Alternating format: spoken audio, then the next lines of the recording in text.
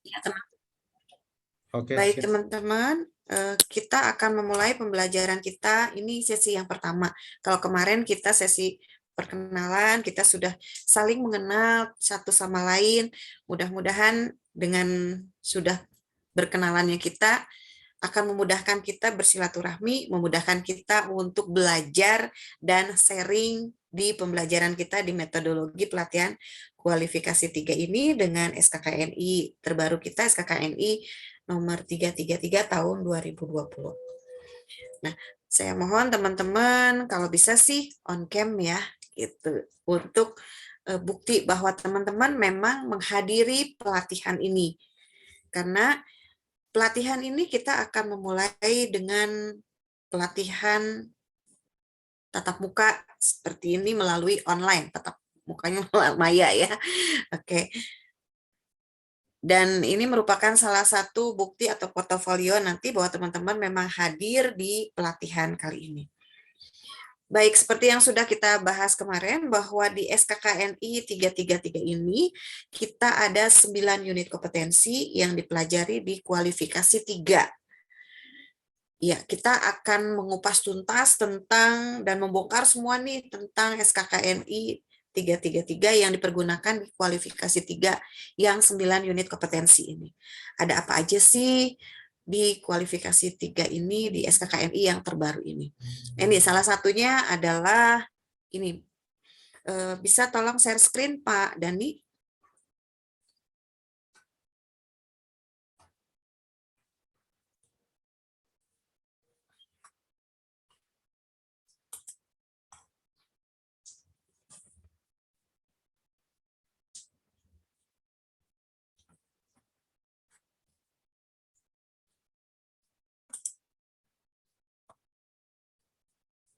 Oke, Pak Dandi, terima kasih. Baik, teman-teman, kita lihat di sini ada kode unit N78SPS 02.011.1 dengan judul unit mengidentifikasi standar kompetensi dan kualifikasi kerja. Deskripsi unitnya adalah unit ini merupakan kompetensi yang berhubungan dengan pengetahuan, keterampilan, dan sikap kerja dalam mengidentifikasi dan menyiapkan standar kompetensi dan kualifikasi kerja. Ya, jadi kita akan menyiapkan dulu nih. Sebelum memulai pelatihan di LPK kita atau di BLK, kita harus menyiapkan dulu nih standarnya.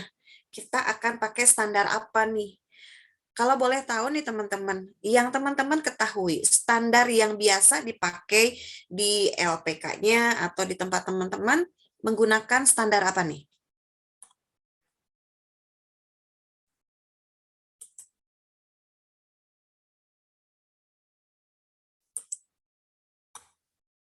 Ada yang tahu?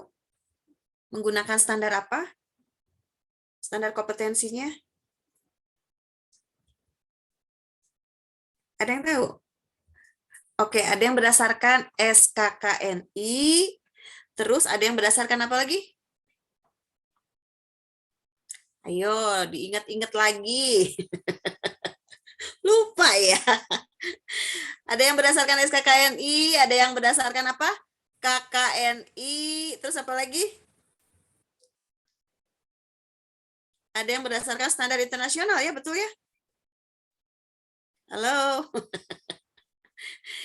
Teman-teman, jangan takut, karena ini sesinya ini lebih santai, kita akan berdiskusi lebih banyak. Jadi kalau ada teman-teman yang tahu atau mau memberikan masukan, silakan sampaikan saja, tidak terbatas untuk, jadi ini nggak satu arah ya. Jadi teman-teman bisa langsung sampaikan aja yang teman-teman ketahui. Oke ya teman-teman ya. Oke, jadi standar yang biasa dipakai di LPK kita biasanya apa? Ibu-ibu, bapak-bapak? Ada SKKNI, ada KKNI, juga ada SKKNI. SKK atau SI ya. Iya betul, standar internasional atau standar khusus yang biasa dipakai. Baik teman-teman, kita lihat nih di sini kan di sini ada mengidentifikasi sumber informasi standar kompetensi nih. Kita lihat elemen kompetensinya. Elemen kompetensinya berarti ini adalah langkah kerja. Langkah kerja kali ini untuk mengidentifikasi standar kompetensi kualifikasi kerja adalah ini langkah kerjanya ada 3 ya. Ada 3 elemen kompetensi. Yang pertama adalah mengidentifikasi sumber informasi standar kompetensi. Itu ada 3 ya. Baik. Ya. Standar kompetensi ini di lembaga pelatihan ini berdasarkan dari standar kompetensi kerja perlu disusun dan dikembangkan berdasarkan sektor dan bidang profesi. Jadi mengacu pada kebutuhan industri atau perusahaan. Kalau yang di LPK berarti berdasarkan kebutuhan LPK-nya ya, atau BLK-nya. Jadi hal ini penting ya teman-teman agar standar kompetensi kerja dapat diterima di dunia kerja atau pasar kerja, baik secara nasional maupun internasional. Jadi sudah ada standarnya. Oke, baik, kita lihat langkah kerja yang pertama, yaitu di elemen kompetensi yang pertama. Itu mengidentifikasi sumber informasi standar kompetensi. Jadi di sini ada dua kata penting dalam standar kompetensi kerja. Di situ yaitu kata standar dan kata kompetensi. Nah ini ya ada standar kompetensi. Jadi ada dua kata, yaitu kata standar dan kompetensi. Kata standar diartikan sebagai ukuran tertentu yang disepakati atau patokan. Jadi ada patokannya, ada standarnya nih. Misalkan kalau di perusahaan seperti Astra. Astra itu mempunyai standar khusus untuk di tempat kerjanya. Nah, terus misalkan di LPK atau di LP3I misalkan punya standar khusus mengacu pada apa?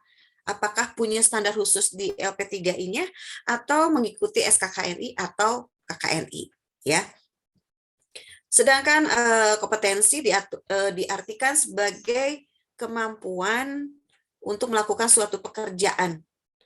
Jadi harus yang dinyatakan kompetensi itu berarti meliputi rumusan kemampuan kerja yang mencakup aspek pengetahuan, keterampilan, dan keahlian serta sikap kerja. Jadi yang berhubungan dengan pelatihan tersebut. Baik ya, kita lihat nih di dalam KUK atau kriteria unjuk kerja. Sebelum kita memulai ke langkah-langkah selanjutnya, di dalam SKKNI ada 7 unsur. Boleh saya tahu teman-teman 7 unsur, barangkali ada teman-teman yang masih ingat unsur apa saja yang ada di dalam SKKNI. Kalau kita baca SKKNI, ada unsur apa aja tuh? Kode unit. Iya, betul. Kode unit. Terus?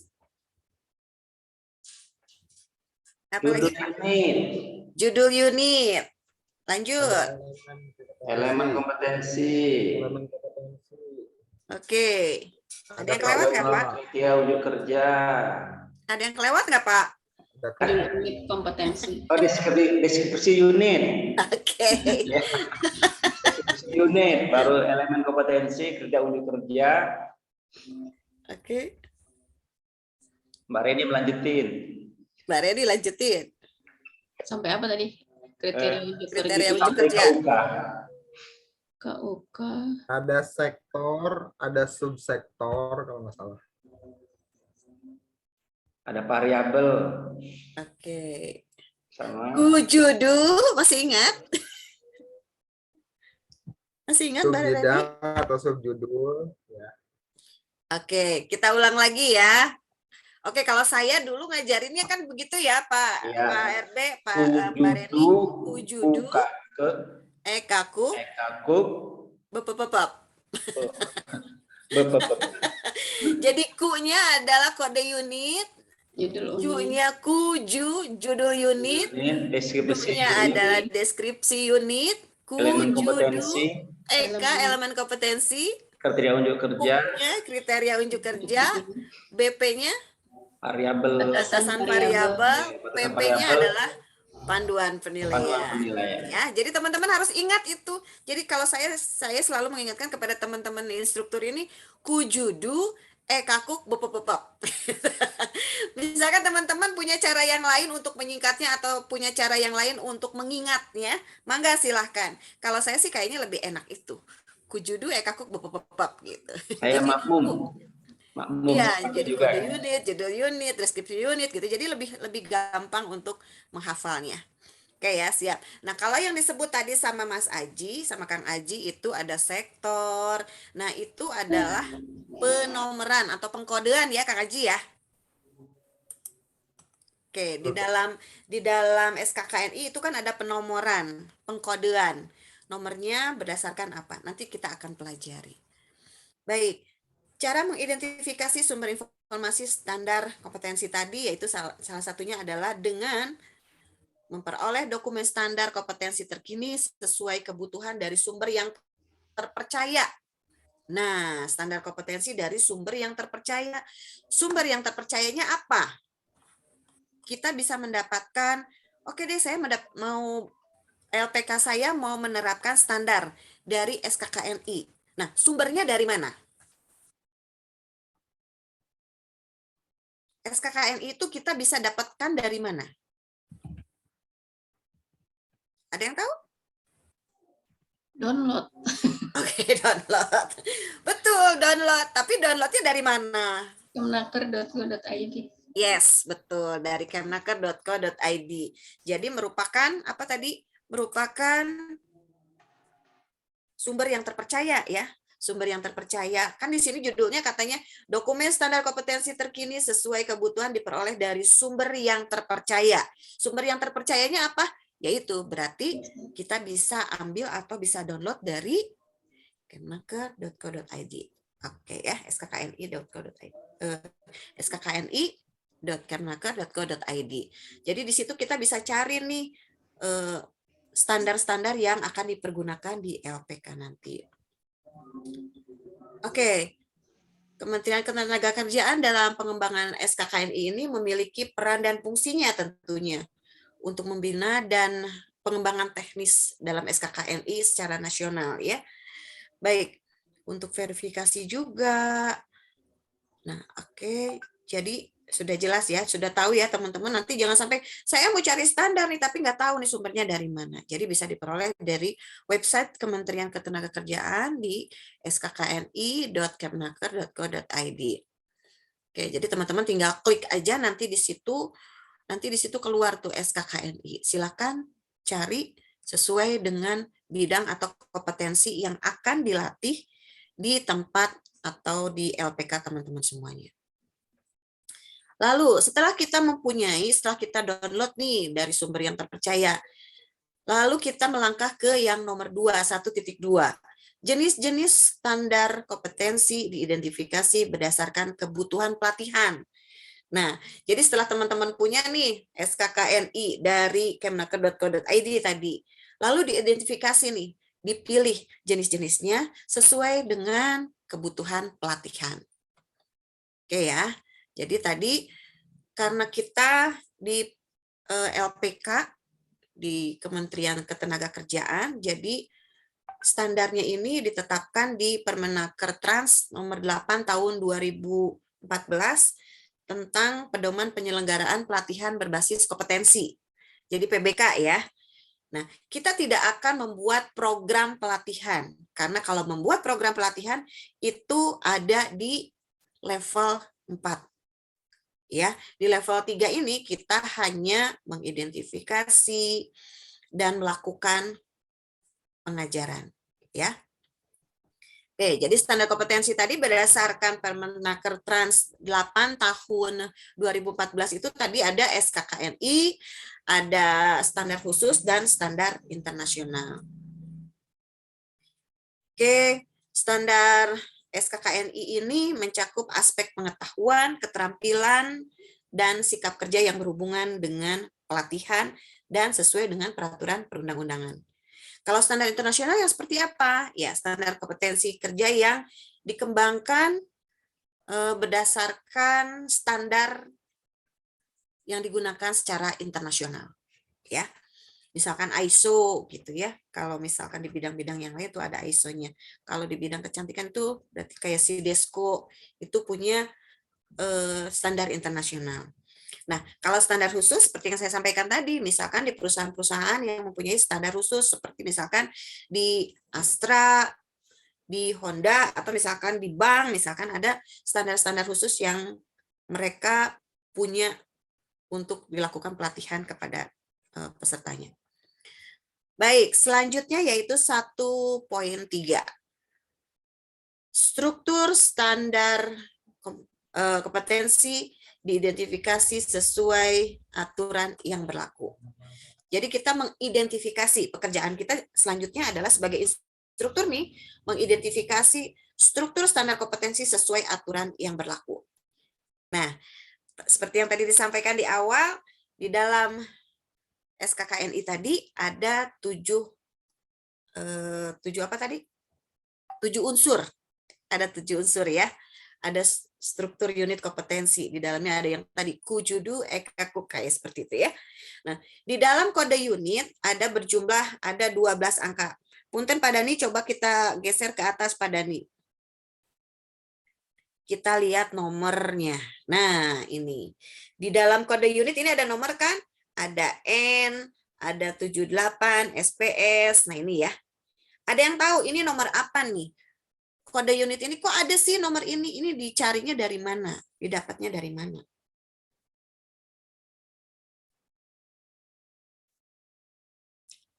Oke, ya. Dari mana nih saya dapat kode unit ini? Iya, kode unit ini ada 12 digit. Merupakan identitas dari unit kompetensi yang bersangkutan. Nah, seperti ini. Kan ini judul unitnya mengidentifikasi standar kompetensi dan kualifikasi kerja. Nah, ini kita bongkar satu-satu ya. Ini yang nomor 1 ini yang di awal N. Atau huruf biasanya ada kode-kode tergantung dari KBLI-nya. Ya, KBLI-nya itu biasanya menggunakan abjad. Menggunakan huruf sesuai kode kategori pada KBLI. Itu yang huruf N ya. Jadi nanti beda-beda tergantung dari kompetensi teman-teman yang dipergunakan di lembaganya. Terus yang nomor 2-nya ini adalah, ini ada 2 digit. Ini ada kode golongan pokok yang terdiri dari angka pada KBLI. Nih yang 78. Nanti teman-teman lihat lagi. Terus yang nomor 3-nya nih ada SPS. SPS itu adalah singkatan dari kelompok lapangan usaha atau pekerjaan yang diisi 3 huruf kapital. Standar pelatihan swasta, ini kalau nggak salah SPS tuh ya. Oke. Nah, terus misalkan kalau garment, ditulisnya GAR. Gitu. Terus kalau otomotif, ditulisnya OTO. Nah, kalau kita SPS. Standar pelatihan. Lalu yang kode selanjutnya yaitu kode penjabaran kelompok atau lapangan usaha atau area pekerjaan yang terdiri dari 2 angka. Jika tidak ada penjabaran diisi dengan angka 00. Kalau ini ada kan ya angkanya 011. Oke ya. Selanjutnya yaitu ada lagi nomor urut unit kompetensi dari SKKNI. Ini nomor urutnya nomor keberapa nih? Dari kelompok usahanya, dari area pekerjaannya. Biasanya ini terdiri dari 3 digit yang 011 ini ya. Mulai dari angka 001, 002, dan seterusnya. Nah, kalau kita lihat di sini, ini 011 atau 011. Berarti ini adalah unit kompetensi yang ke-11 di SPS ini. Ya. Nah, terus yang di belakangnya ini adalah versi penerbitan SKKNI sebagai akibat dari adanya perubahan. Diisi dengan angka 1, jadi ini perubahan yang pertama. Jadi ini belum berubah, jadi masih angka 1. Jadi nomornya bisa bisa dipahami ya. Ini nomor-nomor ini tadi kategori ini diisi dari berdasarkan KBLI. Ini yang kode angkanya, hurufnya nomor pertama nih. Huruf sesuai kode kategori di KBLI. Oke, sampai sini ada yang mau ditanyakan untuk pengkodean? Oke ya, minimal teman-teman bisa memahami nanti kok bisa dapat nomor ini nih, kode ini dari mana nih? Ya, tadi yang sudah saya jelaskan. Oke, itu tadi kode unit. Jadi dari unsur-unsur yang ada di SKKNI tadi kan ada 7 unit ya, yang kujudu, ekaku, papa. Nah, tadi kode unit. Jadi kode unitnya sudah dijelaskan. Yang selanjutnya adalah judul unit. Judul unit ini berisi nama unit kompetensi. Jadi merupakan pernyataan terhadap tugas yang akan dilakukan. Jadi judul unit kompetensi ini menggunakan kalimat aktif yang diawali dengan kata kerja aktif dan atau performatif yang terukur. Jadi ada ukurannya jelas gitu ya, mengidentifikasi standar kompetensi dan kualifikasi kerja. Gitu ya, jelas judulnya. Jadi ini kalau bisa tidak lebih dari 100 karakter atau 100 huruf. Jadi teman-teman sih nggak usah bikin lagi kode unit dan judul unit karena ini semuanya sudah ada di SKKNI. Tapi setidaknya teman-teman memahami nih, ini kode unit diambilnya dari apa, judul unit kok bisa ada judulnya seperti ini. Nah, lalu lanjut nih ke deskripsi unit. Deskripsi unit ini berisi tentang lingkup pengetahuan, keterampilan, dan sikap kerja yang diperlukan untuk melakukan suatu pekerjaan tertentu dalam kaitannya dengan unit kompetensi. Jadi segala sesuatu yang berhubungan dengan kode unit kompetensi tadi, dengan judul unitnya ya. Jadi segala sesuatu yang berhubungan dengan pengetahuan, keterampilan, dan sikap kerja. Lalu ada elemen kompetensi. Ini elemen kompetensi apa nih? Tanya dulu Bu Ayi. Ya. Dari SN mau nanya, boleh? Boleh. Ya, tadi kan di kode unit ya, kode unit itu kalau kita pakai KBLI itu kan ada KBLI 2017 sama KBLI 2020. Nah, yang kita pakai itu yang 2017 atau 2020. Nah, kemudian juga kan di kode unit ini kan kalau nggak salah kan ada ini tuh apa namanya, ada di samping KBLI kan ada KBJI ya, klasifikasi kode golongan pokok. Ya, klasifikasi kan ada KBLI.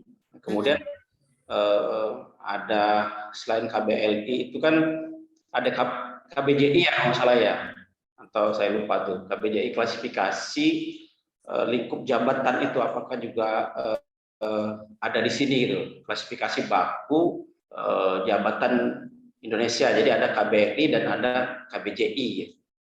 Jadi kalau kita terjemahkan dari N78 SPS 02 ini yang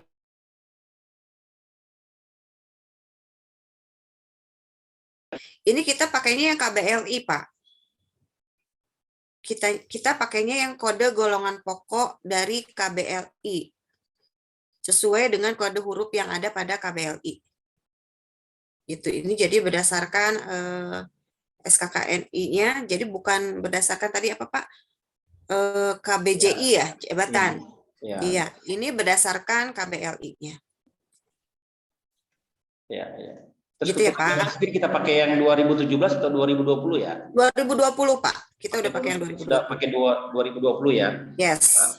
Karena kan kalau kita lihat ini kan, kalau yang sekarang kan dia kan gunakan kode N ya. Kalau yang kemarin kalau nggak salah pakai apa dia? Masih pakai P ya. Kemarin masih. Iya, kodenya udah berubah P kalau nggak salah P. Ya. Ya. Karena ini kan SKKNI yang berdasarkan nomor 333 itu Pak, tahun 2020. Ya. Ya, jadi kita pakai itu. Gitu ya Pak. Ada yang ingin menambahkan lagi barangkali teman-teman? Cukup ya Pak RB? Oke. Kita lanjut ke apa tadi? Udah sampai mana tadi? DU ya? DU udah. Elemen ya. Oh, Eka. Oke. Oke, jadi kalau elemen ini adalah langkah-langkah kegiatan yang harus dilakukan dalam melaksanakan unit kompetensinya. Jadi kerjaan kita apa nih? Itu ada di elemen kompetensi. Jadi langkah-langkahnya. Terus kegiatan ini dimaksud biasanya disusun dengan mengacu pada proses pelaksanaan unit kompetensi yang dibuat dalam kata kerja aktif dan performatif. Jadi lihat di sini ya, mengidentifikasi, kalimatnya kalimat aktif. Ya, oke. Lalu selanjutnya adalah ada KUK, kriteria unjuk kerja. Kriteria unjuk kerja ini berisi uraian tentang kriteria unjuk kerja yang menggambarkan kinerja yang harus dicapai pada setiap elemen kompetensi. Kalau tadi kan langkah-langkahnya nih, langkahnya adalah mengidentifikasi. Kalau ini ada gambaran kinerjanya di setiap elemen tuh. Jadi kriteria unjuk kerja ini dirumuskan secara kualitatif atau kuantitatif dalam rumusan hasil pelaksanaan pekerjaan yang terukur dan dibuat dalam kata kerja pasif. Makanya di sini kita lihat dokumen standar kompetensi terkini sesuai kebutuhan diperoleh dari sumber yang terpercaya. Oke ya. Kalau tadi elemen kompetensi itu adalah kalimat aktif. Kalau KUK menjadi kalimat pasif. Oke, selanjutnya di batasan variabel. Boleh turun sedikit Pak Dani di batasan variabel. Oke, nih lihat di sini ada konteks variabel.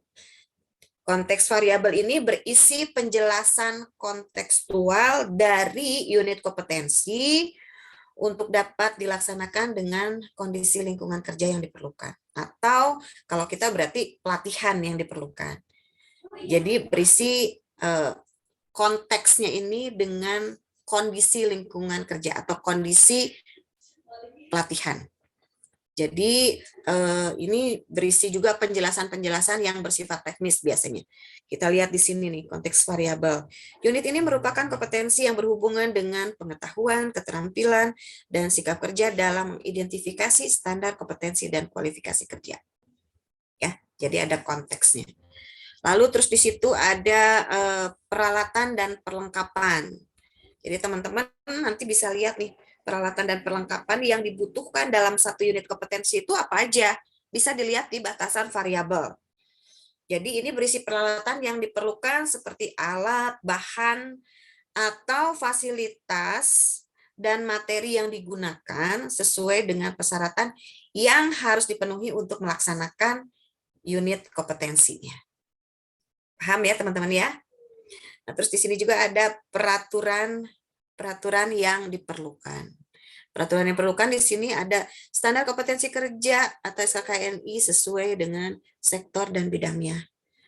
Terus ada norma dan standar juga, di situ normanya nggak ada tapi standarnya tidak ada juga. Ya. Oke, itu batasan variabel. Nah, selanjutnya di situ ada panduan penilaian. Oke, di sini ada panduan penilaian ini berisi penjelasan tentang berbagai kondisi atau keadaan yang dapat kita gunakan sebagai panduan dalam penilaian. Misalkan kita sudah melakukan pelatihan nih, kita mau mengevaluasi hasil kerja dari atau hasil pelatihan kita nih, sejauh mana peserta kita memahami pelatihan yang sudah kita berikan kepada peserta. Nah, ini ada panduan penilaian. Jadi ini panduannya dalam proses penilaian atau asesmen kompetensi pada unit kompetensi baik pada saat pelatihan maupun pada saat uji kompetensi. Jadi panduan penilaian ini menjelaskan ada di situ tuh ada coba di bawahnya ada konteks penilaian. Oke, panduan penilaian itu ada konteks penilaian. Nah, konteks penilaian ini memberikan penjelasan tentang hal yang diperlukan dalam penilaian dan kondisi yang berpengaruh atau tercapai kompetensi kerja atau pelatihannya. Di mana, apa, dan bagaimana penilaian itu seharusnya dilakukan. Nah, kalau di sini lihat, Kondisi penilaian merupakan aspek dalam penilaian yang sangat berpengaruh atas tercapainya kompetensi tersebut yang terkait dengan mengidentifikasi dan menganalisis unit dan elemen kompetensi, mendeskripsikan unit, dan lain sebagainya. Itu bisa dibaca ya, itu panduan penilaiannya nih, bisa dibaca di situ. Tapi ini khusus untuk unit kompetensi tentang bagaimana cara mengidentifikasi standar kompetensi. Nah, kalau teman-teman nanti disesuaikan nih judulnya apa, berarti nanti di bawahnya itu ada panduan penilaiannya. Selanjutnya yaitu persyaratan kompetensi. Oke, persyaratan kompetensi. Nah, ini kita lihat, ini persyaratan kompetensinya tidak ada. Kalau persyaratan kompetensi ini memberikan penjelasan tentang unit kompetensi yang harus dikuasai atau dipenuhi sebelumnya, jika memang diperlukan. Jadi kan ada pertemuan keberapa nih? Nah, pertemuan sebelumnya apakah dia sudah kompeten atau belum untuk syarat mengikuti pelatihan selanjutnya? Misalkan unit kompetensi ini boleh diikuti kalau dia sudah kompeten di bidang sebelumnya. Gitu ya. Itu persyaratan kompetensi. Jadi harus kalau ada ya, tapi kalau di sini ini nggak ada nih, tidak ada persyaratan kompetensinya.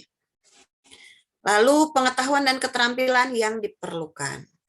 Di situ merupakan informasi pengetahuan dan keterampilan yang diperlukan untuk mendukung tercapainya KUK pada unit kompetensi. Jadi setiap KUK-nya dia kompeten nggak nih di bidang pengetahuannya, kompeten nggak nih di bidang keterampilannya, ya. Lalu sikap kerja yang diperlukan. Di sini ada pengetahuan, keterampilan, dan sikap kerja yang diperlukan. Jadi sikap kerja ini harus ditampilkan untuk tercapainya juga kriteria uji kerja pada unit kompetensi ini. Jadi sikapnya mesti gimana nih? Nah, ini ada nggak nih di sini? Coba ke bawah Pak Dani. Oke, nah ini sikap kerja yang diperlukan untuk unit kompetensi mengidentifikasi standar ini adalah harus teliti dan cermat. Ya, karena ini menyangkut standar. Jadi kita harus benar-benar teliti dan cermat. Oke, selanjutnya ada aspek kritis. Apa sih aspek kritis itu? Aspek kritis ini memberikan penjelasan tentang aspek atau kondisi yang sangat berpengaruh atau menentukan keberhasilan pelaksanaan unit kompetensi ini. Nah, kalau di unit kompetensi ini ada aspek kritisnya adalah perbedaan persepsi dalam memahami standar kompetensi kerja nasional Indonesia atau SKKNI. Nah, ketika kita membaca tadi cara mengidentifikasi, nah seperti itu kadang-kadang kita berbeda persepsi ya, Pak RB ya, kadang-kadang begitu kita baca standar, menurut saya nih persepsi saya begini, persepsi kita begini. Nah, kita akan sama-sama belajar, kita akan sama-sama berdiskusi untuk membahas khusus untuk kode unit ini, biar kita menyamakan persepsi, agar standarnya dari unit kompetensi ini bisa tercapai. Oke ya. Terus ini kompetensi sumber daya manusia SDM yang variatif dalam mendalami kompetensi atau kompetensi based training atau CBT. Jadi memang pemahaman ya, ini aspek-aspek kritisnya. Baik, sampai sini ada yang mau ditanyakan Bapak Ibu? Ini kita baru elemen yang pertama.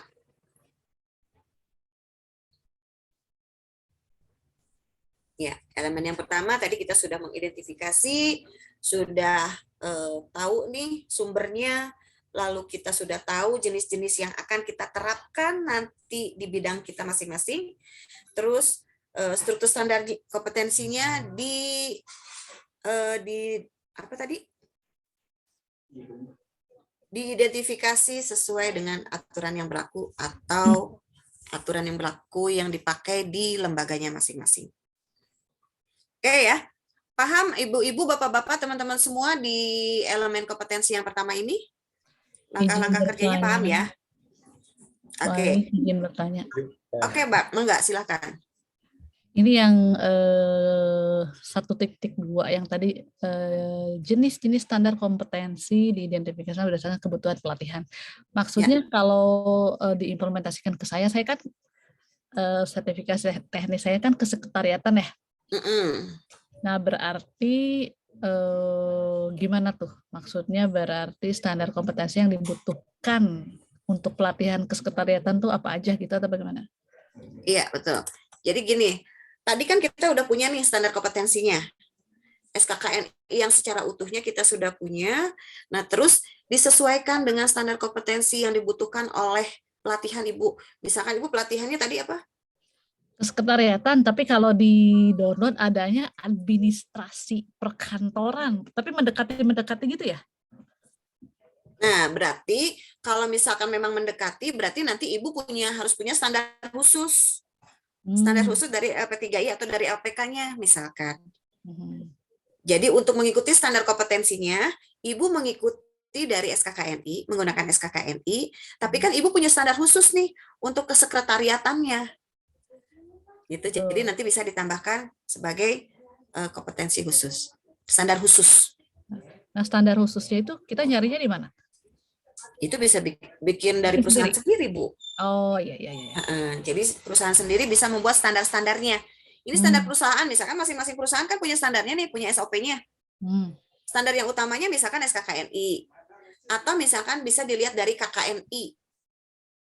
Bisa dilihat dari situ untuk jabatannya nih. Untuk jabatan sebagai seorang level 3 ini atau instruktur junior ini apa aja nih jabatan-jabatan ininya apa? Skemanya. Ya. Skemanya apa aja. Nah, kalau kebutuhan perusahaannya ternyata nggak ada nih di SKKNI atau di KKNI, bisa membuat standar khusus sesuai dengan kebutuhan pelatihan atau sesuai dengan kebutuhan dari industrinya. Nah, kalau Ibu misalkan kebutuhannya ya sebagai sekretariatan, nggak ada ternyata di situ, ya udah buat aja untuk standarnya. Itu, Bu. Oh, baik. Soalnya dulu tuh pernah bikin tuh agak sulit gitu yang untuk khususnya sekretaris atau administrasi gitu ya. Karena kan administrasi perkantoran kan ada ya? Ada, nah dapatnya administrasi perkantoran, ya mungkin nanti saya coba gali lagi nih, kebetulan lupa. Tapi di searchingnya sekitar itu aja ya tadi ya dari. Ya, nanti di situ mungkin kalau menurut judulnya mungkin agak jauh gitu, misalkan dengan kesekretariatan.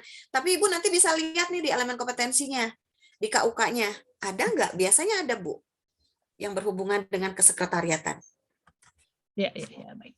Oke ya, cukup ya, Bu. Oke, baik. Ada yang mau ditanyakan lagi nih dari elemen kompetensi yang barusan saya bahas di elemen kompetensi yang pertama? Izin, Bu. Ada yang menambahkan? Izin, Bu Ayi. Iya, Mangga. Ya. Ke Permenaker berapa tadi ya? Permenaker nomor 8 ya, tahun 2014. Tentang PBK ya, planifikasi kompetensi. Nomor 8. Ya, jadi SKKNI nanti diturunkan ke PBK ya. Betul. Planifikasi kompetensi.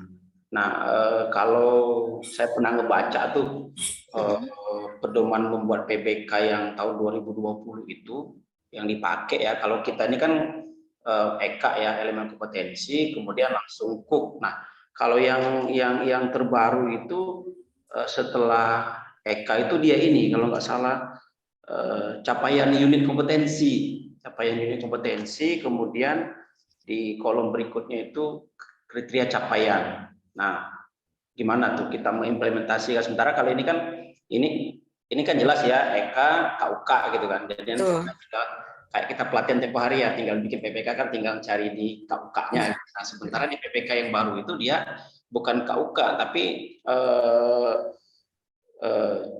capaian unit ya, capaian kompetensi gitu. Oke, baik Pak.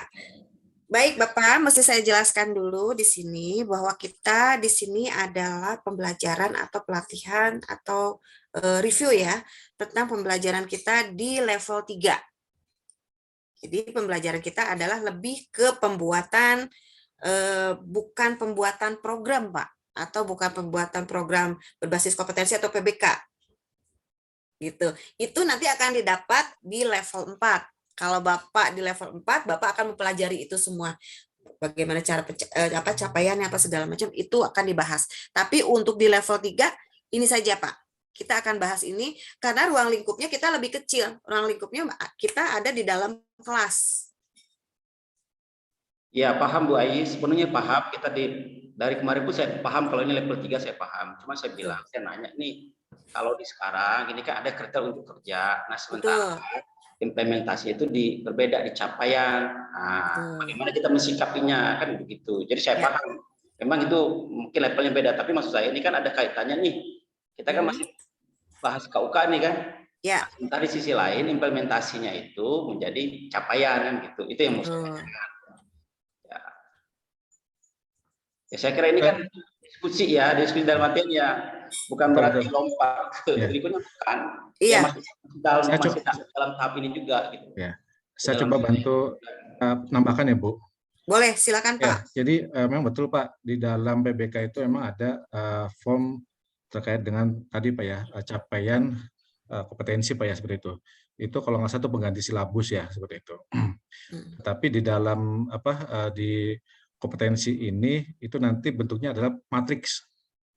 Jadi bukan lagi nanti menggunakan pakai itu. Jadi nanti itu sebenarnya sih di dalam kontekstualnya tadi kita harus bisa outputnya bisa melakukan kontekstual terhadap kompetensi yang ada nih, yang sekarang nih, seperti itu. Kalau tadi kata Bu Ayi dari terkait dengan capaian itu betul memang nanti ada Pak gitu. Tetapi kalau kita LPKS, kalau itu dari Stankom ya, seperti itu. Kalau kemarin diinformasikan kalau kita LPKS itu bisa boleh memodifikasi terkait tidak harus berpatokan kepada yang ada di Stankom tadi, seperti itu Pak. Jadi boleh nanti kita bisa menggunakan pakai yang format dari Stankom atau menggunakan pakai matrik buatan kita sendiri. Seperti itu. Kalau itu emang hanya referensi saja Pak, seperti itu. Tetapi pada prinsipnya tergantung kebutuhan di LPKS-nya masing-masing, seperti itu. Itu mungkin barangkali Bu Ayi. Ya, terima kasih Pak Dani. Iya, ini kita diskusi ya. Jadi asik nih kalau udah ada ada tambahan-tambahan seperti ini. Barangkali ada yang mau menambahkan lagi? Pak Sem barangkali? Ya, Teh. Izin sedikit aja ya. Di sini keren ini ada bos-bos semua di sini. Itu ini boleh menggunakan istilah capaian atau kriteria, sebenarnya itu sama saja sebenarnya. Jadi peristilahan yang beda, tapi ininya sama, substansinya sama. Gitu aja ya. Jadi memang ada dua peristilahan. Pak Birgi juga sudah sampaikan bahwa memang ada saat ini banyak juga yang setujunya itu kriterianya itu dirubah menjadi kata capaian dan itu tidak masalah, substansinya sama saja, istilah penyebutannya yang beda. Itu mungkin ya Pak RB ya.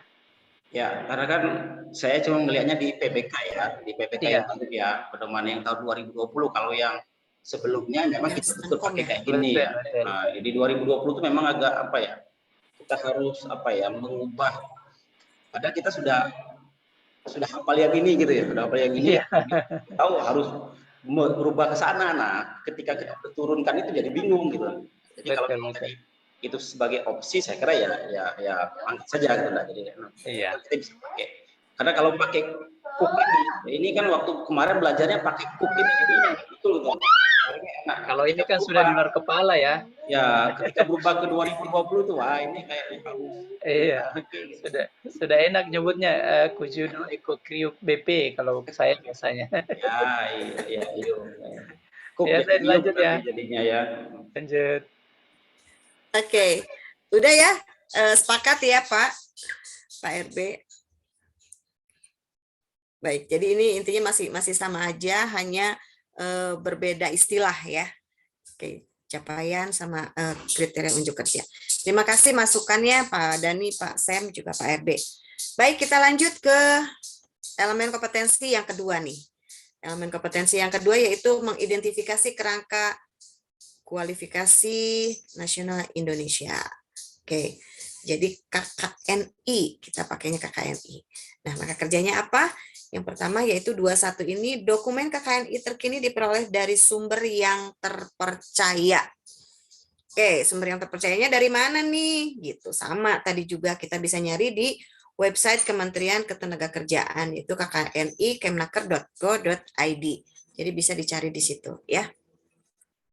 Jadi KKNI ini kerangka penjenjangan kualifikasi kompetensi yang dapat menyandingkan atau menyetarakan antara bidang pendidikan dan bidang pelatihan kerja serta pengalaman kerja dalam rangka pemberian pengakuan kompetensi kerja sesuai dengan struktur pekerjaan di berbagai sektor. Oke ya. Yang pertama yaitu dokumen KKNI terkini diperoleh dari sumber yang terpercaya. Tadi udah kita cari, yaitu kita tinggal klik saja di kkni.kemnaker.go.id. Kita cari di yang tadi ya. Itu nanti Bapak dan Ibu bisa coba. Lalu yang 22, informasi kualifikasi kerja diidentifikasi berdasarkan KKNI. Oke. Jadi kualifikasi yang terdapat di setiap bidang pekerjaan suatu sektor atau lapangan usaha ini disusun berdasarkan fungsi bisnis, jabatan dari suatu lapangan usaha atau pekerjaan. Jadi ini disetarakan dengan jenjang kualifikasi pada KKNI berdasarkan Permenaker 21 tahun 2014 tentang pedoman penerapan kerangka kualifikasi nasional Indonesia. Jenjang di kualifikasi ini dirumuskan oleh tim perumusnya tentunya ya. Baik, penulisan di KKNI ini ada kode juga sama kodenya dan kualifikasi jenjang KKNI. Terus ada penjelasan deskripsi jenjang KKNI, ada sikap kerja, ada peran kerja, dan kemungkinan jabatan. Terus ada aturan pengemasan juga. Terus di situ nanti ada unit kompetensi inti, unit kompetensi pilihan. Oke ya. Terus selanjutnya, unit kompetensi diidentifikasi berdasarkan kebutuhan deskripsi kualifikasi. Oke. Deskripsi kualifikasi merupakan penjelasan yang memuat lingkup pekerjaan dan tanggung jawab sesuai dengan jenjang kualifikasinya. Seperti sekarang kita kualifikasi 3. Jadi kita bisa lihat di KKNI-nya. Ini berdasarkan Perpres nomor 8 tahun 2012 tentang KKNI yang sesuai dengan jenjang kualifikasi. Oke ya, terus diidentifikasi 23-nya tadi ya, unit kompetensi diidentifikasi berdasarkan kebutuhan deskripsi kualifikasi. Jadi disesuaikan. Jadi terdapat 2 pendekatan yang paling umum dalam pengemasan kualifikasi. Yang pertama, semua kompetensi yang dibutuhkan di tempat kerja. Misalkan di tempat kerjanya operator komputer misalkan. Nah, itu jadi disesuaikan dengan kebutuhan di tempat kerjanya. Terus kompetensi yang disyaratkan untuk suatu okupasi atau jabatan. Itu ya. Jadi bisa berdasarkan jabatan atau bisa berdasarkan dari kebutuhan di tempat kerja. Contoh misalkan untuk kalau kualifikasi bidang 4 misalkan apa nih ya? Gak usah deh ya. Lanjut saja sampai di sini. Ada yang mau ditanyakan nggak? Atau ada yang mau menambahkan? Untuk elemen kompetensi nomor 2. Jadi sama dengan SKKNI tadi ya. Jadi tinggal dilihat aja di KKNI-nya ada atau tidak. Kadang-kadang ada unit kompetensi yang tidak ada di KKNI-nya. Itu nggak apa-apa. Jadi jadi nanti misalkan Bapak-Bapak dan Ibu-Ibu teman-teman semua membuat matriks bisa berdasarkan KKNI atau SKKNI. Nanti dilihat aja di SKKNI ada nggak di KKNI-nya. Kalau nggak ada nggak usah. Ya. Oke ya, lanjut ya. Ke elemen yang ketiga yaitu menyiapkan rencana kegiatan pelatihan kerja. Oke, secara keseluruhan ini kegiatan untuk memberi dan mengembangkan kompetensi kerja untuk meningkatkan produktivitas, disiplin, dan etos kerja pada setiap keterampilan dan keahlian tertentu. Nah, ini sesuai dengan Perpres Peraturan Menteri Ketenagakerjaan, Peraturan Menteri Tenaga Kerja dan Transmigrasi nomor 8 tahun 2014 tentang penambahan penyelenggaraan pelatihan berbasis kompetensi atau PBK. Oke, di sini kita lihat 3.1. Unit kompetensi, elemen kompetensi, dan kriteria unjuk kerja diuraikan ke dalam indikator unjuk kerja. Jadi, indikator unjuk kerja ini merupakan indikasi pencapaian. Nah, ini apa ya? Pencapaian kriteria unjuk kerja yang mengandung aspek pengetahuan, keterampilan, maupun sikap kerja yang dirumuskan dengan kata kerja operasional yang dapat diukur dan dapat dibuat instrumen materi pelatihan maupun materi penilaiannya. Untuk IUK ini atau indikator unjuk kerja ini diisi dengan indikasi pencapaian kriteria unjuk kerja yang mengandung aspek pengetahuan, keterampilan, dan sikap kerja. Oke ya, dimulai dengan kata kerja pasif yang dirubah menjadi kata kerja aktif. Ya, untuk di IUK. IUK ini dikontekstualkan ke dalam materi pelatihan. Nah, ini untuk yang 32. Indikator unjuk kerja dikontekstualkan ke dalam materi pelatihan sesuai aspek pengetahuan, keterampilan, dan sikap yang dibutuhkan. Yang dibutuhkan dalam pelatihan kita apa nih, gitu ya. Jadi kita harus membuat atau mencari konteksnya ke dalam materi pelatihan sesuai aspek pengetahuan tadi, sikap, dan keterampilan yang dibutuhkan. Materi pelatihan ini merupakan materi yang berupa lembar informasi, modul, diktat, atau buku-buku referensi, terus unit-unit kompetensi yang dipilih, gitu ya. Dan materi yang diberikan disusun dari masing-masing unit kompetensi yang disiapkan dalam bentuk modul pelatihan. Tapi kita tidak buat modul pelatihan. Jadi kita lebih ke membuat matriks ya. Oke, selanjutnya 3.3. Metode, media, dan sumber pembelajaran dipilih berdasarkan aspek pengetahuan, keterampilan, dan sikap yang telah dideskripsikan. Jadi kita memilih metodenya. Metode atau media yang akan dipilih tentunya berdasarkan tadi aspek pengetahuan, keterampilan, dan sikap kerja yang telah dideskripsikan.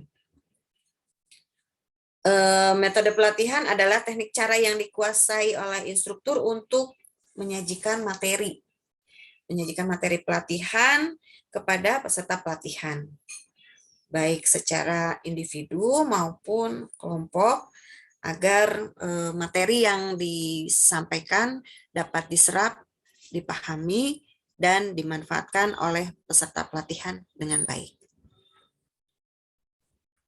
Oke ya. Memilih metode pelatihan yang efektif dan menyenangkan itu tentu ada beberapa hal. Seorang instruktur perlu memahami bagaimana cara agar materi pelatihan yang akan diberikan itu lebih mudah dipahami oleh pesertanya. Kita harus tahu dulu nih karakteristik dari pesertanya, peserta pelatihannya. Terus kalau bisa instruktur ini menggunakan metode pelatihan yang variatif sehingga tidak terpaku pada satu jenis saja. Jadi ada beberapa metode pelatihan yang bisa dipakai. Terus ini apa lagi nih? Metode, media, dan sumber pembelajaran dipilih berdasarkan. Oke, masih di sini ya, masih di 3.3. Di 3.3 ini kita harus memahami dulu materi pelatihan yang akan dijelaskan. Jadi kalau kita sudah memahami, kita akan mudah nanti menyampaikan materi yang akan kita sampaikan.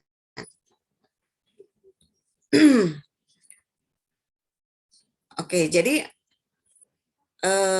instruktur juga bisa memilih jenis metode pelatihan yang dirasa paling sesuai untuk menjelaskan jenis materinya.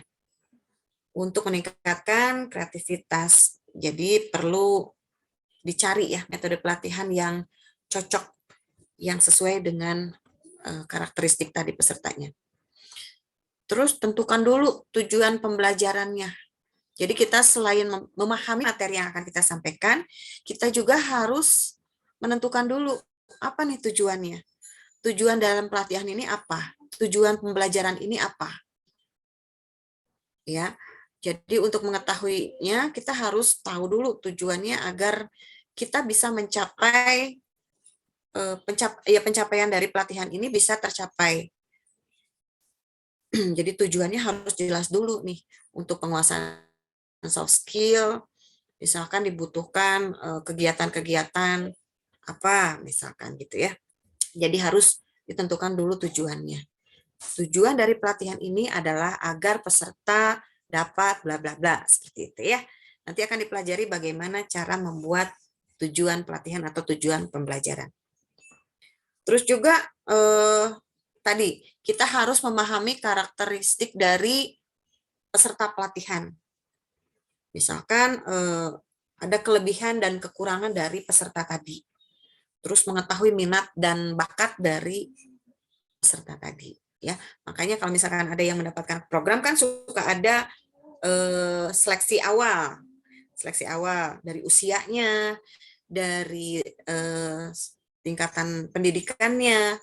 Jadi bisa dilihat nanti dari situ karakteristiknya. Terus pilih alternatif metode pelatihan yang sesuai dengan materi yang akan disampaikan. Jadi pilih metodenya seperti apa.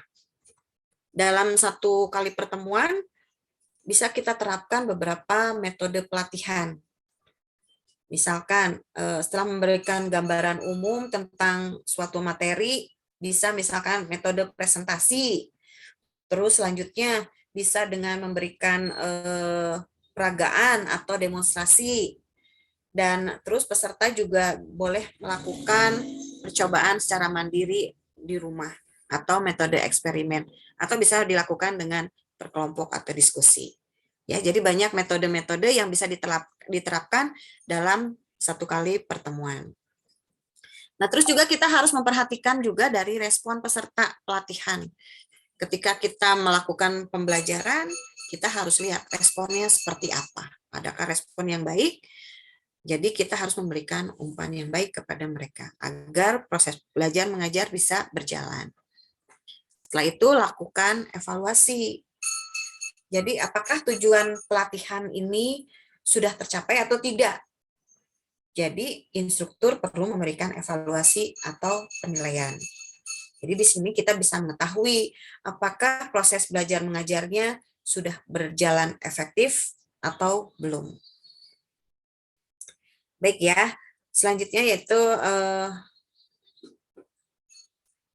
dalam menyampaikan penggunaan media pelatihan bisa digunakan berbagai macam tadi ya, jadi boleh memilih. Dan jangan lupa ini semua dapat merangsang pikiran, perasaan, perhatian dari peserta kita, sehingga mereka dengan mudah memahami apa yang kita sampaikan. Oke ya, selanjutnya ini ada 3-4.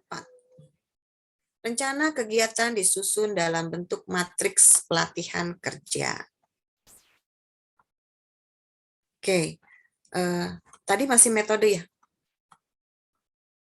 Sampai sini dulu, sampai 3-3 ada yang mau ditanyain dulu nggak? Sebelum ke 3-4.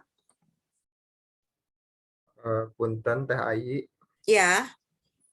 Yang di 3.3 itu kan metode ya? Iya, betul. Nah, metode itu apakah ditentukan atau memang mungkin kalau dari bawaan dari masing-masing pelatihan itu kan dia mempunyai metode masing-masing ya. Betul. Nah, kalau di SKKNI itu sendiri dia ada penentuan enggak, misalnya cuma hanya 3 metode atau memang bebas atau gimana itu? Oke. Untuk media pelatihan ini, metode ini bisa dicari sesuai dengan kebutuhan dari pelatihannya. Jadi boleh dikombinasikan. Jadi kita instruktur nih, instruktur kan tahu nih langkah-langkah kerja atau kriteria unjuk kerjanya nanti apa aja nih. Nah, dari KUK itu kan kita bisa lihat ini kira-kira metodenya apa nih yang pas untuk KUK ini atau untuk elemen ini. Apakah kita hanya menjelaskan satu arah saja atau metode ceramah atau bisa melakukan demonstrasi atau misalkan diskusi mereka peserta bisa melakukannya gitu. Jadi boleh dipilih sesuai dengan KUK atau elemen kompetensi yang akan dicapainya. Itu Kang. Jadi boleh dipilih. Baik, Teh Ai. Ya, boleh dipilih ya. Berarti kan setidaknya, tapi dari SKKN itu sendiri tidak ditentukan ya. Misalnya hanya ada 5 metode misalnya. Silakan pilih dari 5 metode itu misalnya. Coba kita lihat di batasan variabel turun Pak. Oke.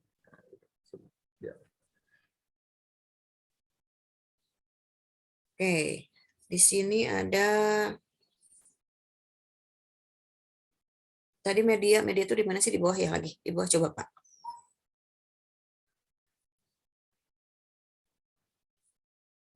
Nggak ada ya, berarti tidak ada. Oke, ke atas lagi Pak, berarti nggak ada.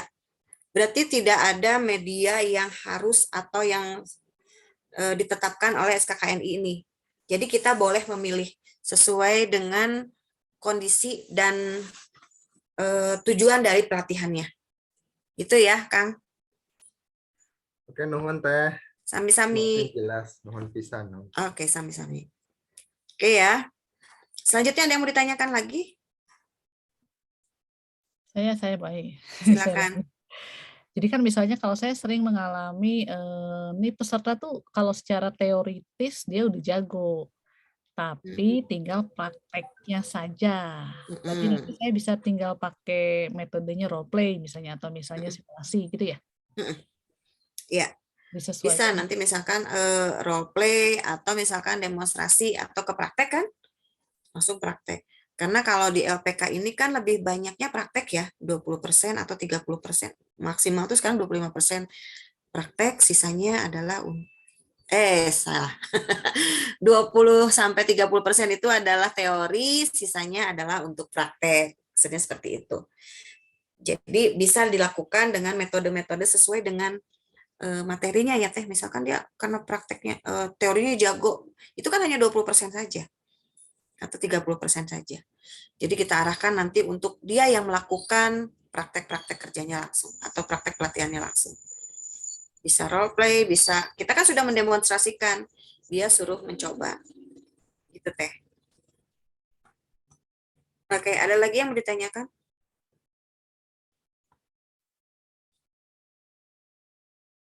Sudah ya? Oke. Baik, selanjutnya yaitu 3.4. Rencana kegiatan disusun dalam bentuk matriks pelatihan kerja. Kalau dulu mungkin kita buatnya kayak silabus gitu ya. Sekarang kita membuatnya cukup dengan membuat matriks pelatihan.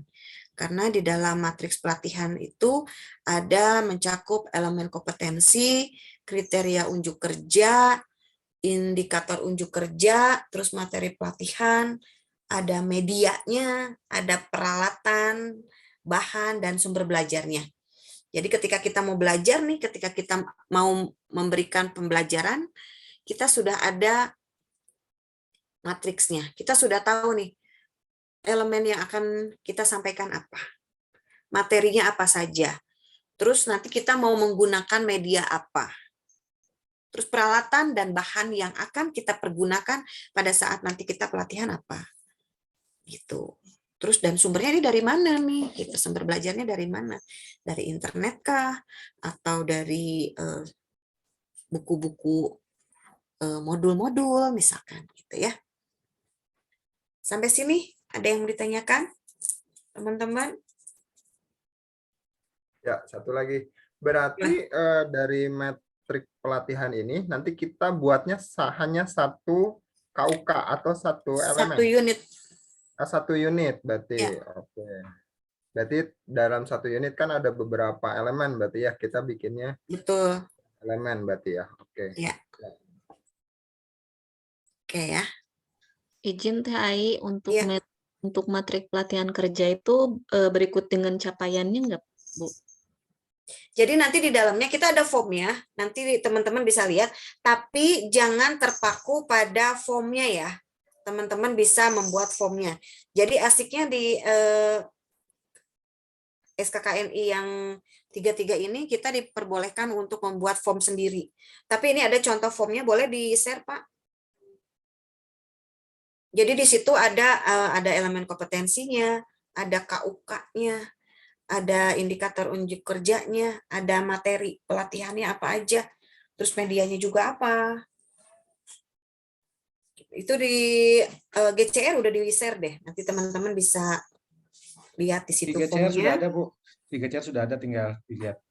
Iya, bisa di-share nggak Pak? Coba. Boleh izin share screen? Iya, boleh. Boleh, siap. Mangga Pak, Kang.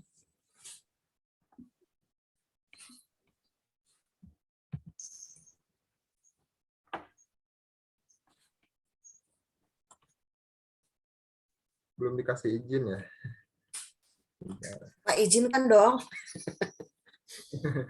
Pak Dani punten izin. Oke. Sudah, ya silakan. Mungkin ini ya. Ya. Oke, bisa digedein dikit nggak? Oh iya, oke.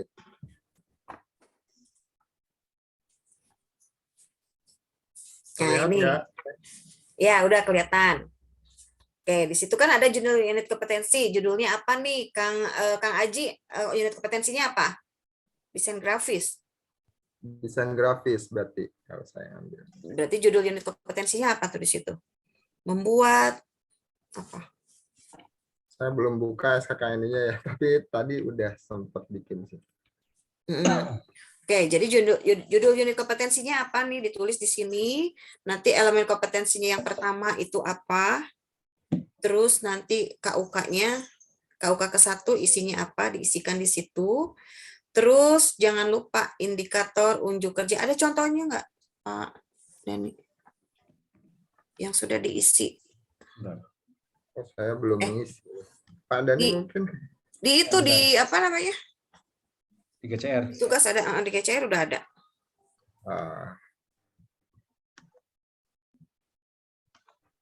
Satu yang Oke, karena ini akan merubah kalimat pasif menjadi kalimat aktif. Yang langkah-langkah bukan? Contoh tugas.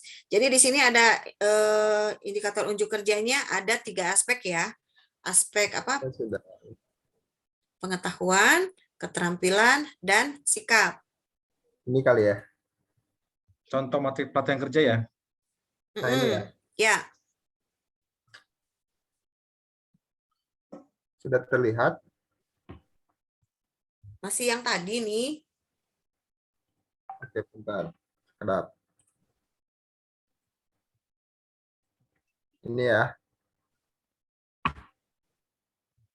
Sudah ada? Ini contohnya ya. Oke, teman-teman, ini kita lihat mengidentifikasi standar kompetensi dan kualifikasi kerja. Ini unit kompetensi yang tadi ya, yang kita bahas. Ini ada 4, sebetulnya ada 4 elemen.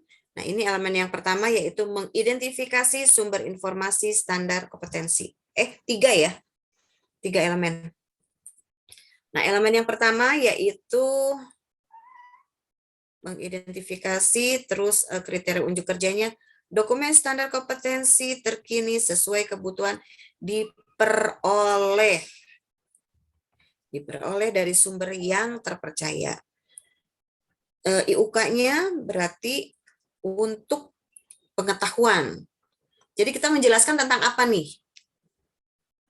Berarti seorang instruktur itu harus dapat menjelaskan tentang standar kompetensi. Ini kan dokumen standar kompetensi terkini sesuai, berarti seorang instruktur harus dapat menjelaskan standar kompetensi. Oke ya, itu aspek pengetahuannya. Terus materinya tentang pengetahuan tentang standar kompetensi. Ya kan, standar kompetensi berarti tadi apa? SKKNI dan KKNI. Terus bagaimana cara memperoleh dokumen standar kompetensi terkini? Tadi ada caranya kan? Dengan mencari atau mendownload dari skkni kemenaker.go.id. Terus metodenya apa? Ini menggunakan metode presentasi atau diskusi. Medianya apa? Bisa video, bisa dengan slide presentasi.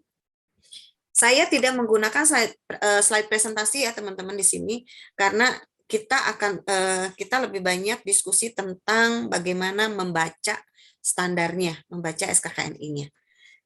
Makanya kita dari tadi diskusi bagaimana nih untuk menyamakan persepsi kita tentang isi dari SKKNI tersebut.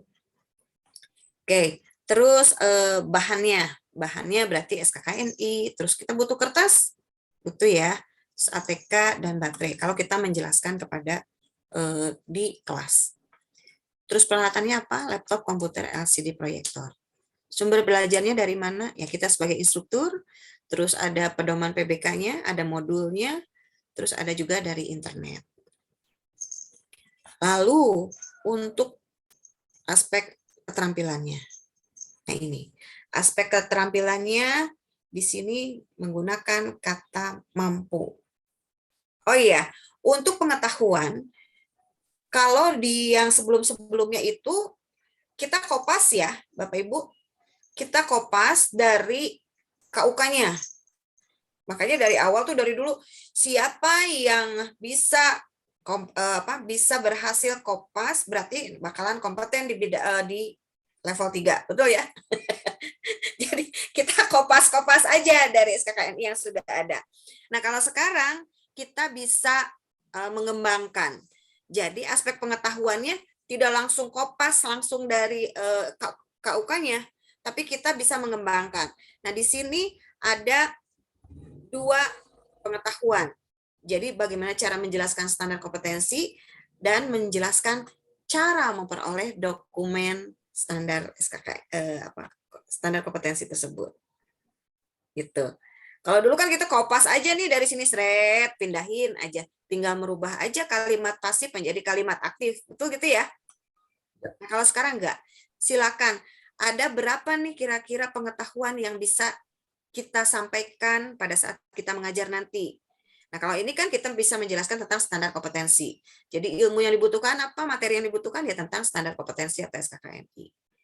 Terus dapat juga menjelaskan cara memperoleh dokumen standarnya. Ya tadi dijelaskan bagaimana cara mencarinya dengan klik SKKNI kemenaker.go.id seperti itu ya. Nah, terus untuk aspek keterampilannya masih menggunakan kata mampu. Karena itu mengindikasikan bahwa itu adalah ranah keterampilan. Mampu memperoleh dokumen standar kompetensi terkini sesuai kebutuhan dari sumber yang terpercaya. Oke ya, ini untuk ranah keterampilan. Standar kompetensi terkini sesuai kebutuhan dari sumber yang terpercaya. Berarti SKKNI.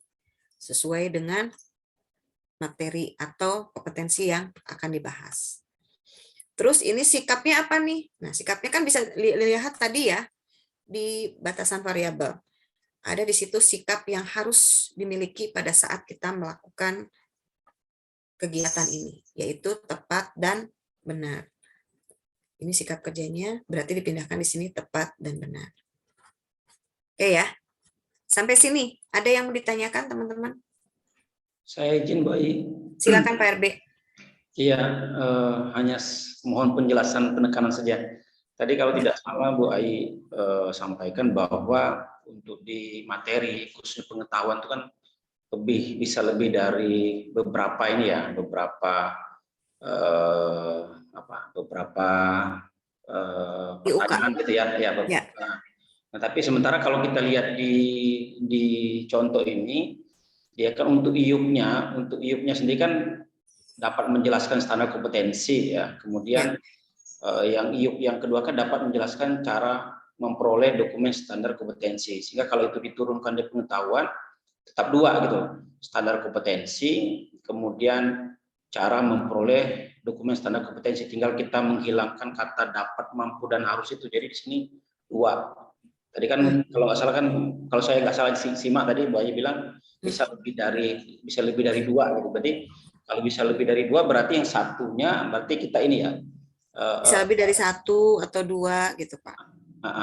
Enggak, maksudnya kan kalau ini kan merujuk kepada IUP-nya kan, turunan dari pengetahuan itu kan 2 kan. Ya. Jadi di pengetahuannya juga ada 2. Iya, betul. Berarti boleh lebih dari 2. Oh, untuk materinya? Iya. Karena kan di sini penjelasannya tentang ini Pak. IUP-nya berarti kan tentang materinya ini berarti. Iya. Berarti sesuai dengan materinya Pak. Iya, materinya sesuai dengan IUP-nya. Gitu. Maksud saya tadi ini ranah pengetahuan ini kan biasanya kita bikinnya 1 aja ya Pak. 1 aja. Kita biasanya ngambilnya dari atas. Dapat menjelaskan cara memperoleh gitu kan. Standar dan dokumentasi apa dari sini, dari KUK-nya. Kita biasanya cuma 1 aja. Tetapi sekarang kita bisa jabarkan menjadi kalau misalkan di sininya ada kata kerjanya 2 atau 3, ini bisa di IUK-nya bisa 2 atau 3. Itu. Kalau di sininya 2 atau 3, berarti di materinya juga bisa 2 atau 3. Ya, berarti merujuk ke IUK-nya ya. IUK, iya betul Pak. Ya, IUK-nya berapa, maka turunan materinya berapa gitu ya. Berarti kita tidak boleh membuat sendiri gitu ya. Misalnya untuk ranah materinya gitu ya. Berarti kalau di sini kan kalau kita lihat IUK-nya 2, maka nanti turunannya 2. Kalau kita ketemu 3, nanti materinya 3 gitu ya. Iya betul Pak. Ya, oke. Makasih Bu Ayi. Iya, sama-sama Pak. Ada yang menambahkan barangkali? Iya, izin sekalian ya. Oh, iya Pak. Iya. Iya, terima kasih Teh Ayi. Biar kita semua ini kan pendalaman materi SKKN 333 ya. Dan Bapak Ibu nanti tadi kan dijelaskan Teh Ayi bahwa output dari materi yang pertama ini mengidentifikasi standar kompetensi dan kualifikasi kerja itu adalah matriks ya, MPK, matriks pelatihan kerja. Nah, ini sangat penting Bapak Ibu karena ini yang akan menjadi output kita. Teh Ayi, saya izin share screen ya. Boleh, silakan. Iya, Kang Aji boleh. Iya, saya izin Bapak Ibu ya. Kalau boleh izin, Pak Sam di ini dong, nongol dong. Kangen juga nih. Iya, pengen sih. Kang Aji hanya suasananya kayaknya kurang memungkinkan lah. Besok-besok. Saya juga kangen sama Kang Aji. Cukup foto yang mewakil ya. Nah, ini udah kelihatan ya? Ya. Ya. Saya sandingkan dengan mana nih? Saya stop dulu. Dengan SKKN ini ya? Iya, tar. Jam? Jangan sebut.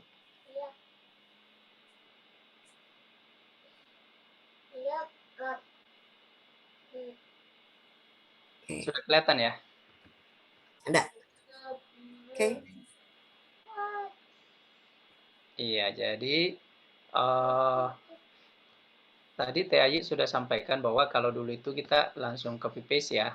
Sebenarnya boleh juga sih Bapak Ibu copy paste, tapi kita tadi Teh Ayi sampaikan bahwa kita boleh mengembangkan. Kalau dulu kan 1 aja ya. 1 itu terus seperti itu ya. Ini kan di copy paste aja ke sini ya judulnya.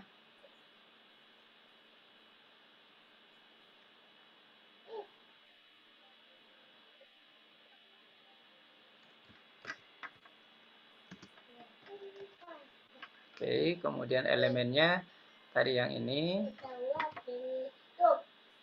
Ini biar ini ya, biar langsung tergambarkan. Ya. Kemudian ini masih copy paste juga. Ini yang standar ini semua masih given sampai ke KUK-nya belum boleh diubah-ubah Bapak Ibu ya. Ini harus sama selalu, nggak bisa dirubah.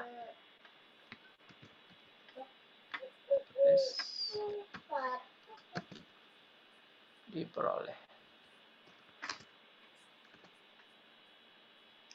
Ya seperti biasa kalau ini kata diperoleh boleh diwarnai lain supaya karena yang selalu kita cari itu kata kerja kan ya. Kalau KUK itu kan tugas kita. Elemennya adalah langkah-langkahnya. Tugas kita di sini adalah harus memperoleh dokumen standar kompetensi.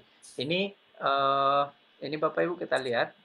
Saya besarkan saja yang ini. Nah, kalau kita lihat, yang akan kita kembangkan adalah KUK ya. KUK-nya adalah dokumen standar kompetensi terkini sesuai kebutuhan diperoleh dari sumber yang terpercaya. Nah, maksud TAY tadi itu, ini bisa dibuat jadi 2, jadi 3. Misalnya, yang pertama adalah, ini dulu Bapak Ibu, dokumen standar kompetensi terkini. Jadi dapat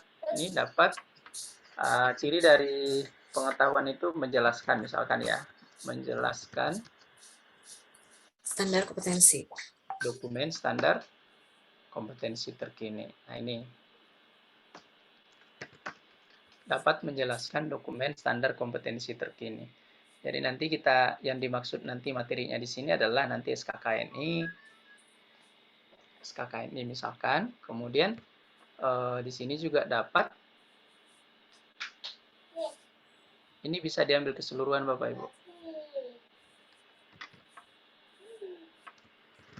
Dapat menjelaskan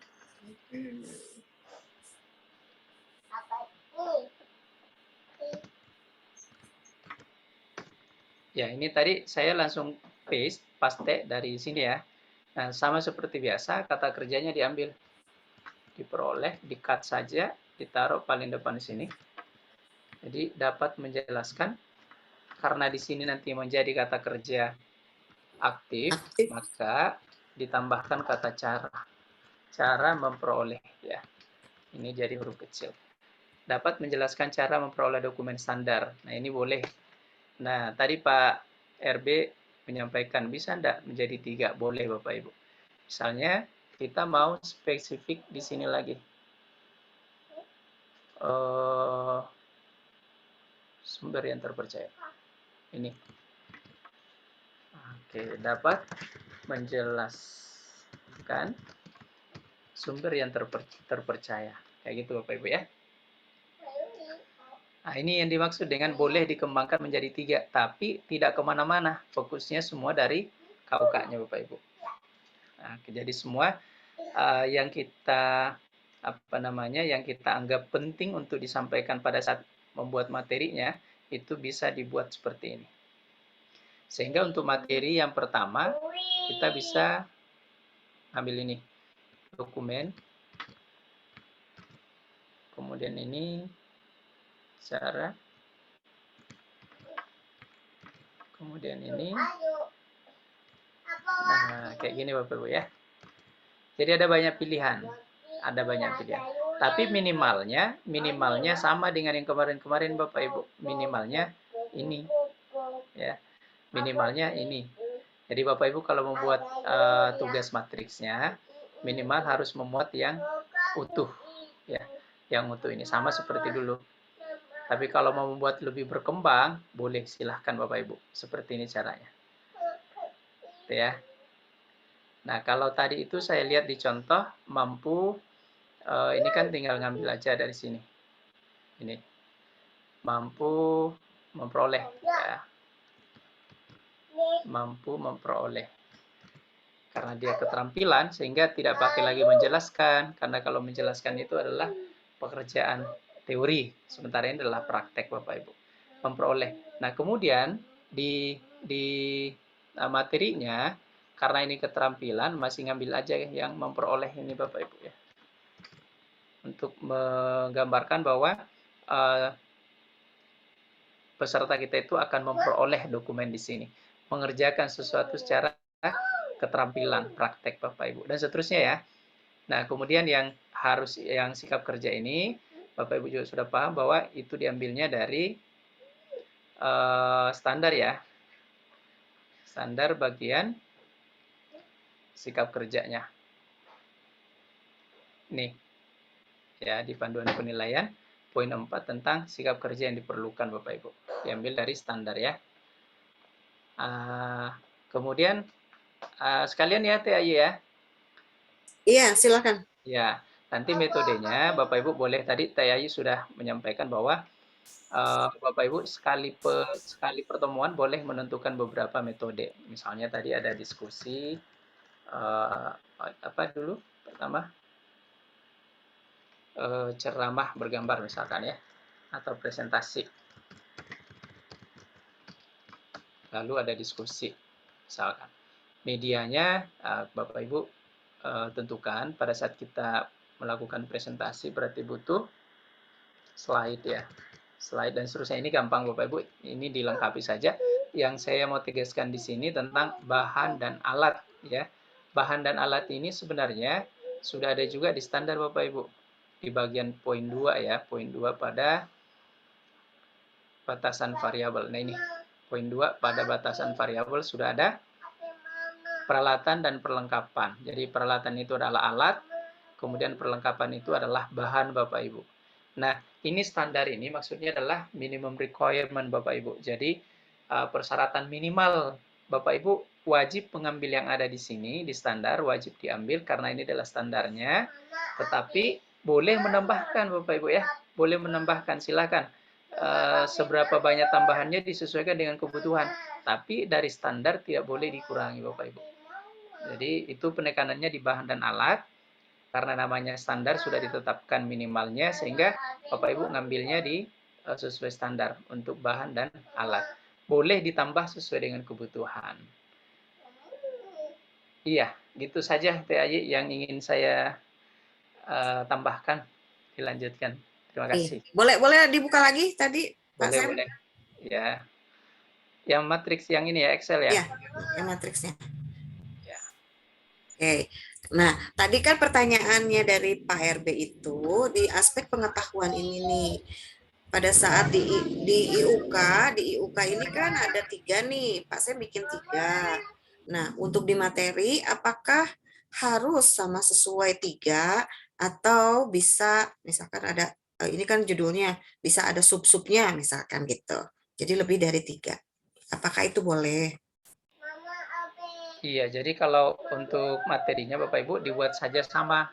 Nanti sub-subnya itu dibuat dalam pembahasan slide-nya Bapak Ibu.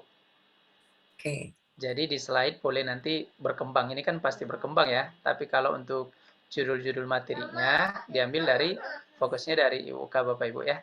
Nanti di slide-nya yang dikembangkan Bapak Ibu. Begitu mungkin ya, Teh ya. Oke, terima kasih Pak Sam penjelasannya lebih dapat jelas lagi ya, Pak RB ya. Oke. Ya, saya kan nanya tadi kan berdasarkan penjelasan Ibu juga maka saya nanya tadi. Iya, betul Pak. Terima kasih ya Pak RB ya. Nah, asiknya di sini adalah kalau kita belajar atau sharing seperti ini kan kita ada masukan-masukan dari teman-teman, dari semua peserta, sehingga menambah wawasan kami lagi untuk lebih bertambah lagi tentunya wawasan kita ya Pak Dani ya. Terima kasih buat semuanya. Ini kayaknya materinya udah selesai. Ada yang mau ditanyakan lagi nggak Pak, Bapak, Ibu? Nanyain PR. Nanyain PR. PR-nya kan itu udah dijelasin Pak barusan sama Pak Sam. Contohnya seperti itu, membuat matriks sesuai dengan kompetensi yang dilakukan pelatihannya di tempat LPK masing-masing. Ya, gitu. Kalau ada yang mau bertanya silakan diramaikan aja di GCR-nya karena memang kita kan ini lagi belajar untuk online juga ya. Jadi bagaimana caranya kita menerapkan? Saya mungkin ini sedikit memperjelas lagi, maaf ya Bapak Ibu ya. Oh iya, silakan. Pengalaman juga di tempat lain saat kita mencontohkan dari standarnya metodologi, ternyata diambilnya juga dari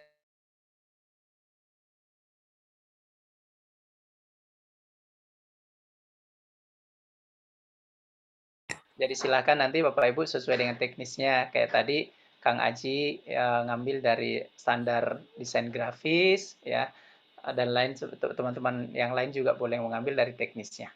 Itu aja sih mengingatkan. Siap. Terima kasih Pak Sam. Ya mungkin segitu aja teman-teman paparan dari saya diskusi kita kali ini. Saya serahkan lagi kepada Dani. Silakan Pak Dani. Baik, terima kasih Bu Ayi. Kasih post dong buat Bu Ayi. Buat semua. Buat semuanya. Baik, terima kasih Bapak dan Ibu. Wah, masih semangat dan luar biasa. Ya, kita sudah malam seperti ini, masih Bapak dan Ibu sepertinya masih segar seperti itu. Kayaknya kalau dilanjut sampai malam kayaknya masih kuat, Bu. Gitu. Baik, Bapak dan Ibu, mungkin barangkali nanti selanjutnya Bapak dan Ibu bisa lihat lagi nanti di GCR yang sudah kami share, dan kemudian bisa dicoba dengan mengerjakan tugas-tugas yang sudah kita berikan. Itu saja mungkin barangkali Bapak dan Ibu, karena ini suatu sudah malam, nanti barangkali yang malam nanti mau sahur, biar ada persiapan untuk istirahat. Dari kami, bawa acara, mengucapkan terima kasih, dan kami kembalikan kepada Bapak dan Ibu untuk istirahat. Sampai jumpa, nanti kita ketemu lagi di hari Rabu ya? Foto dulu, Pak. Oh iya. Tadi ini kita wawancara dulu. Hari Rabu kita ketemu lagi ya? Hari Rabu. Siap ya. Hari Rabu udah deket ke Lebaran nih, masih siap belajar nih Bapak Ibu, itu gimana atau ada yang tuh? udah mudik? Siap.